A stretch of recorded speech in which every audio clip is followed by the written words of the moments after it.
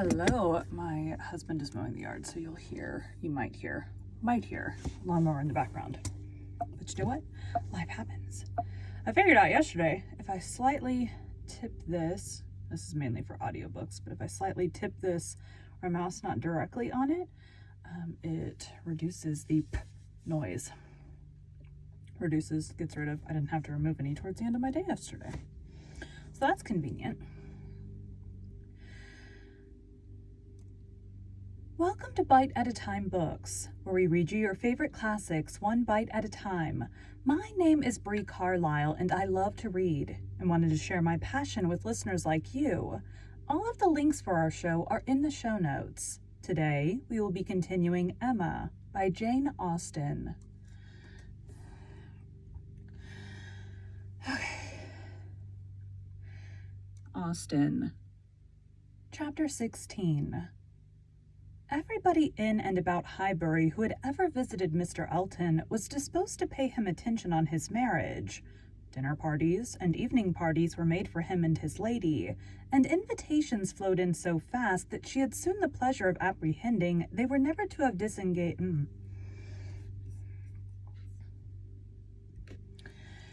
His lady, and invitations flowed in so fast that she soon. His lady. And invitations flowed in so fast that she had soon the pleasure of apprehending they were never to have a disengaged day. "I see how it is," said she. "I see what a life I am to lead among you. Upon my word, we shall be absolutely dissipated. We really seem quite the fashion. If this is living in the country, it is nothing very formidable. From Monday next to Saturday, I assure you we have not a disengaged day. A woman with fewer resources than I have need not have been at a loss." No invitation came amiss to her. Her Bath habits made evening parties perfectly natural to her, and Maple Grove had given her a taste for dinners. She was a little shocked at the want of 2 drawing rooms, at the poor attempt at rout cakes, and there being no ice in the Highbury card parties. Mrs. Bates, Mrs. Perry, Mrs. Goddard, and others were a good deal behindhand in knowledge of the world, but she would soon show them how every thought ought to be arranged.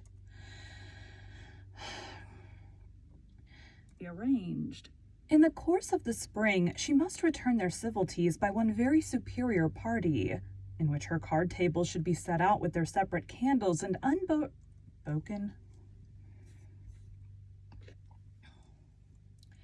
party in which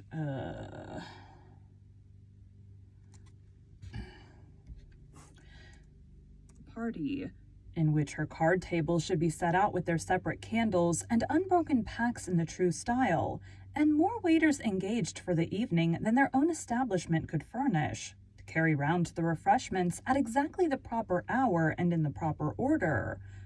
Emma, in the meanwhile, could not be satisfied without a dinner at Hartfield for the Eltons. They must not do less than others, or she should be exposed to odious suspicions, and imagined capable of pitiful resentment.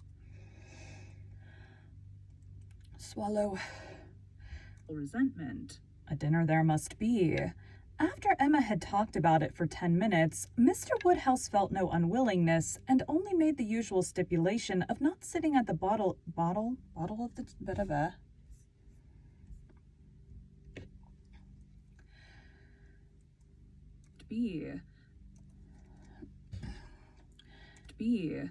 After Emma had talked about it for 10 minutes, Mr. Woodhouse felt no unwillingness, and only made the usual stipulation of not sitting at the bottom of the table himself, with the usual regular difficulty of deciding who should do it for him. The persons to be invited required little thought. Oops.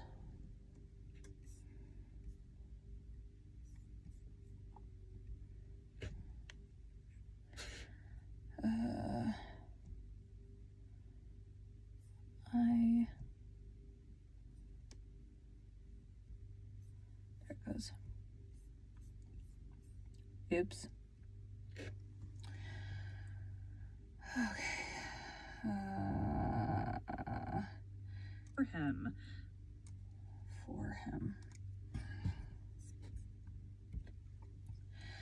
for him. The persons to be invited required little thought. Besides the Eltons, it must be the Westons and Mr. Knightley. So far it was all of course, and it was hardly less inevitable that poor little Harriet must be asked to make the 8th. But this invitation was not given with equal satisfaction, and on many accounts Emma was particularly pleased by Harriet's begging to be allowed to decline it. She would rather not be in his company more than she could help. She was not yet quite able to see him and his charming happy wife together without feeling uncomfortable. If Miss Woodhouse would not be displeased, she would rather stay at home. It was precisely what Emma would have wished, had she deemed it possible enough for wishing. She was delighted with the fortitude of her little friend. For fortitude she knew it was in her to give up being in company and stay at home, and she could now invite the very person whom she really wanted to make the 8th, Jane Fairfax. Since her last conversation with Mrs. Weston and Mr. Knightley, she was more conscience-stricken about Jane Fairfax than she had often been. Mr. Knightley's words dwelt with her. He had said that Jane Fairfax received attentions from Mrs. Elton which nobody else paid her. Go up. Notification popped up. It's on my phone too. Boop. Paid her. This is very true, said she, at least as far as relates to me, which was all that was meant, and it is very shameful. Of the same age, and always knowing her, I ought to have been more her friend. She will never like me now. I have neglected her too long, but I will show her great attention than I have done.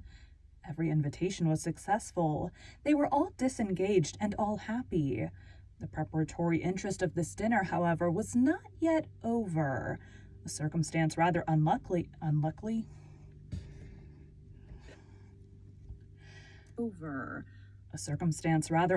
occurred. The 2 eldest little Knightleys were engaged to pay their grandpapa and aunt a visit of some weeks in the spring, and their papa now proposed bringing them and staying 1 whole day at Hartfield, which one day would be the very day of this party. His professional engagements did not allow of his being put off. Both father and daughter were disturbed by its happening so. Like a burp or something stuck.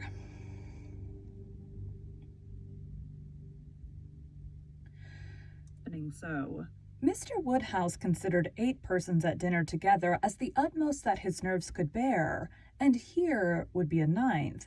And Emma apprehended that it would be a 9th very much out of humor at not being able to come even to Hartfield for 48 hours without falling in.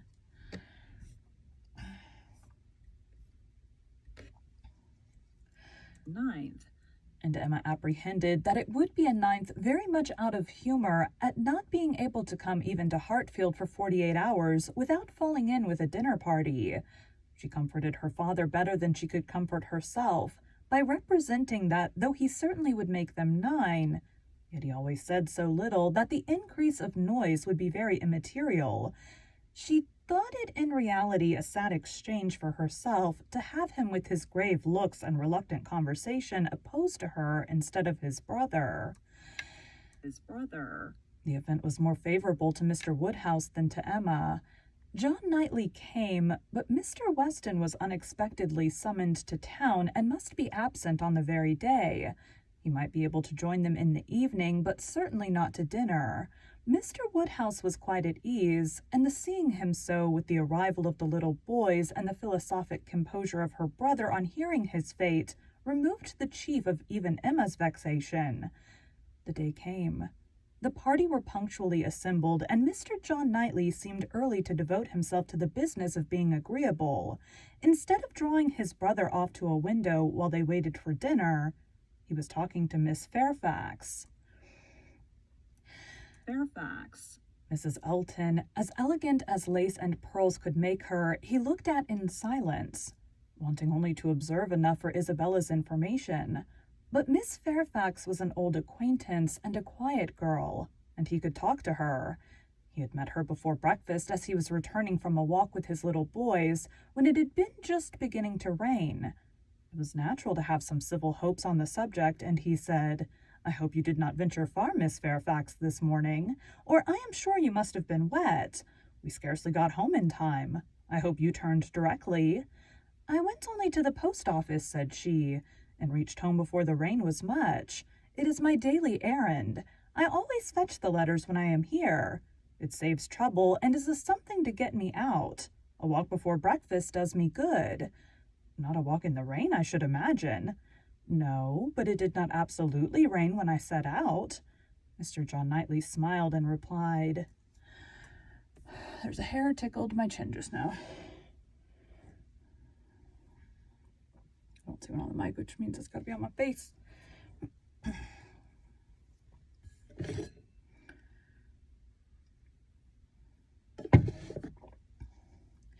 replied, That is to say, you chose to have your walk, for you were not 6 yards from your own door when I had the pleasure of meeting you. And Henry and John had seen more drops than they could count long before. The post office has a great charm at one period of our lives. When you have lived to my age, you will begin to think letters are never worth going through the rain for. There was a little blush, and then this answer. I must not hope to be ever situated as you are in the midst of every dearest connection, and therefore I cannot expect that simply growing older should make me indifferent about letters. Indifferent? Oh no, I never conceived you could become indifferent. Letters are no matter of indifference. They are generally a very positive curse. You are speaking of letters of business. Mine are letters of friendship. I have often thought them the worst of the two, replied he coolly. Business, you know, may bring money, but friendship hardly ever does. Ever does. You are not serious now. I know Mr. John Knightley too well. I am very sure he understands the value of friendship as well as anybody. I can easily believe that letters are very little to you, much less than to me, but it is not your being 10 years older than myself which makes the difference. It is not age, but situation. You have everybody dearest to you always at hand. I probably never shall again, and therefore till I have outlived all my affections, a post office, I think, must always have power to draw me out in worse weather than today. When I talked of your being altered by time, by the progress of years, said John Knightley, I meant to imply the change of situation which time usually brings. I consider one as including the other. Time will generally lessen the interest of every attachment, not within the daily circle, but that is not the change I had in view for you. As an old friend, you will allow me to hope, Miss Fairfax, that 10 years hence you may have as many concentrated objects as I have. It was kindly said, and very far from giving offense. A pleasant thank you seemed meant to laugh it off, but a blush, a quivering lip, a tear in the eye showed that it was felt beyond a laugh. Her attention was now claimed by Mr. Woodhouse, who being, according to his custom on such occasions, making the circle of his guests, and paying his particular compliments to the ladies, was ending with her, and with all his mildest urbanity said, I am very sorry to hear, Miss Fairfax, of your being out this morning in the rain. Young ladies should take care of themselves. Young ladies are delicate plants. They should take care of their health and their complexion. My dear, did you change your stockings? Yes, sir, I did indeed, and I am very much obliged by your kind solicitude about me. My dear Miss Fairfax, young ladies are very sure to be cared for. I hope your good grandmamma and aunt are well. They are some of my very old friends. I wish my health allowed me to be a better neighbor. You do us a great deal of honor today, I am sure. My daughter and I are both highly sensible of your goodness, and have the greatest satisfaction in seeing you at Hartfield. The kind-hearted, polite old man might then sit down and feel that he had done his duty, and made every fair lady welcome and easy. By this time, the walk in the rain had reached Mrs. Elton, and her remonstrances now opened upon Jane.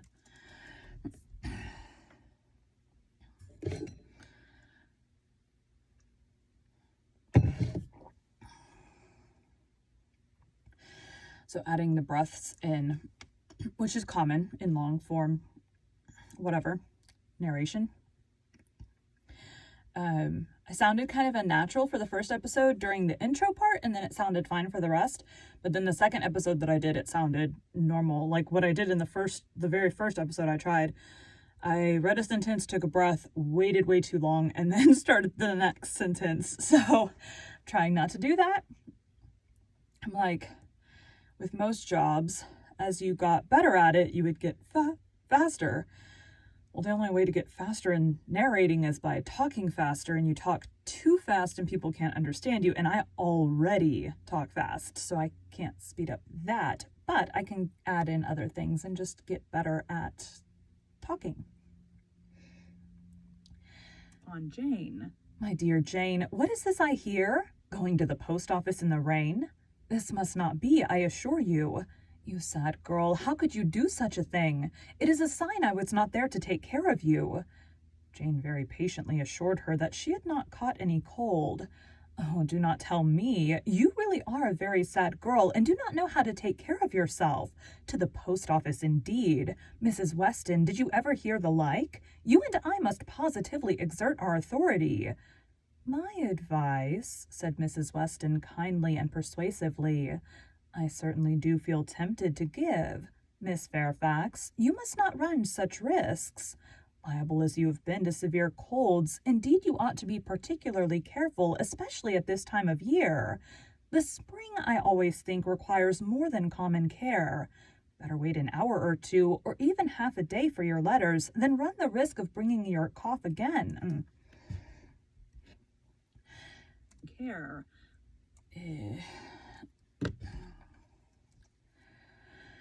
Care. Better wait an hour or two, or even half a day for your letters, than run the risk of bringing on your cough again. Now, do not you feel that you had? Yes, I am sure you are much too reasonable. You look as you would not do such a thing again. You look as if. That you had? Yes, I am sure you are much too reasonable. You look as if you would not do such a thing again. Oh, she shall not do such a thing again, eagerly rejoined Mrs. Elton. We will not allow her to do such a thing again. And nodding significantly, there must be some arrangement made. There must indeed. I shall speak to Mr. E., the man who fetches our letters every morning. One of our men, I forget his name, shall inquire for yours too and bring them to you. That will obviate all difficulties, you know. And from us, I really think, my dear Jane, you can have no scruple to accept From us. From us. I really think, my dear Jane, you can have no scruple to accept such an accommodation. You are extremely kind, said Jane, but I cannot give up my early walk. I am advised to be out of doors as much as I can. I must walk somewhere, and the post office is an object. And upon my word, I have scarcely ever had a bad morning before. My dear Jane, say no more about it. The thing is determined. That is, laughing affectedly, as far as I can presume to determine anything without the concurrence of my lord and master. You know, Mrs. Weston, you and I must be cautious how we express ourselves, but I do flatter myself, my dear Jane, that my influence is not entirely worn out. If I meet with no insuperable difficulties, therefore, consider that point as settled. Excuse me, said Jane earnestly, I cannot by any means consent to such an arrangement, so needlessly troublesome to your servant. If the errand were not a pleasure to me, it could be done, as it always is when I am not here, by my grandmamma's. Oh, my dear, but so much as Patty has to do, and it is a kindness to employ our men. Jane looked as if she did not mean to be conquered, but instead of answering, she began speaking again to Mr. John Knightley. The post office is a wonderful establishment, said she. The regularity and dispatch of it... Knightley. The post office is a wonderful establishment, said she. The regularity and dispatch of it, if one thinks of all that it has to do and all that it does so well, it is really astonishing. It is certainly very well regulated. So seldom that any negligence or blunder appears. So seldom that a letter among the thousands that are constantly passing about the kingdom is even carried wrong, and not one in a million, I suppose, actually lost. And when one considers the variety of hands, and of bad hands too, that are to be deciphered, it increases the wonder. True story. All the letters get lost.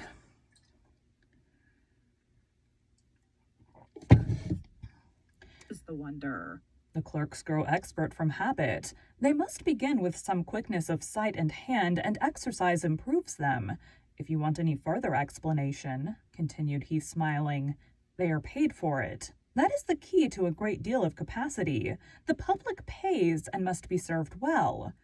The varieties of handwriting were farther talked of, and the usual observations made.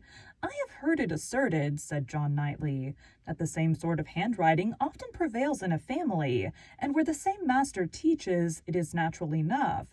But for that reason, I should imagine the likeness must be chiefly confined to the females, for boys have very little teaching after an early age, and scramble into any hand they can get. Isabella and Emma, I think, do write very much alike. I have not always known their writing apart. Apart? Yes, said his brother hesitatingly. There is a likeness. I know what you mean, but Emma's hand is the strongest. Isabella and Emma both write beautifully, said Mr. Woodhouse, and always did, and so does poor Mrs. Weston, with a half sigh and half a smile at her. I never saw any gentleman's handwriting, Emma began, looking also at Mrs. Weston, but stopped on perceiving that Mrs. Weston was attending to someone else, and the pause gave her time to reflect. Now, how am I going to introduce him? Am I unequal to speaking his name at once before all these people? Is it necessary for me to use any roundabout phrase? Your Yorkshire friend? Your correspondent in Yorkshire? That would be the way, I suppose, if I were very bad.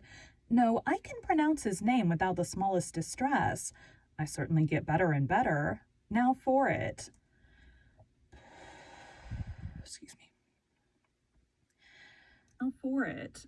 Mrs. Weston was disengaged, and Emma began again. Mr. Frank Churchill writes one of the best gentleman's hands I ever saw. I do not admire it, said Mr. Knightley. It is too small, wants strength. It is like a woman's writing. This was not submitted to by either lady. They vindicated him against the base aspersion. No, it by no means wanted strength. It was not a large hand, but very clear and certainly strong. Had not Mrs. Weston any letter about her to produce? No, she had heard from him very lately, but having answered the letter had put it away. If we were in the other room, said Emma, if I had my writing desk, I am sure I could produce a specimen. I have a note of his. Do you remember? Note of his. Do not you remember Mrs. Weston employing him to write for you one day? He chose to say he was employed. Well, I have that note, and can show it after dinner to convince Mr. Knightley. Oh, when a gallant... Knightley. Oh, when a gallant young man like Mr. Frank Churchill, said Mr. Knightley dryly, writes to a fair lady like Miss Woodhouse, he will of course put forth his best. Dinner was on table. Mrs. Elton, before she could be spoken to, was ready, and before Mr. Woodhouse had reached her with his request to be allowed to hand her into the dining parlor, was saying, Must I go first? I really am ashamed of always leading the way. Brat. Leading the way. Jane's solicitude about fetching her own letters had not escaped Emma. She had heard and seen it all, and felt some curiosity to know whether the wet walk of this morning had produced any. She suspected that it had, that it would not have been so resolutely encountered, but in full expectation of hearing from someone very dear, and that it had not been in vain. She thought there was an air of greater happiness than usual, a glow both of complexion and spirits. She could have made an inquiry or two as to the expedition and the expense of the Irish mails. It was at her tongue's end, but she abstained. She was quite determined not to utter a word that should hurt Jane Fairfax's feelings, and they followed the other ladies out of the room arm in arm with an appearance of goodwill highly becoming the beauty and grace of each.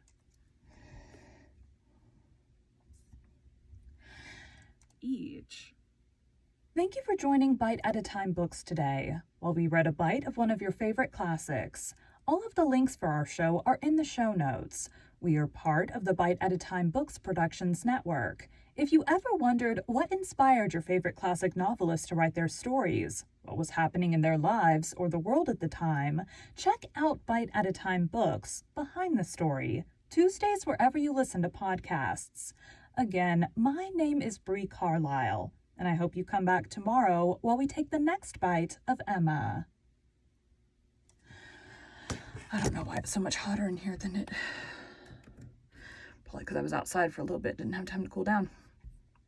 All right, that one's done.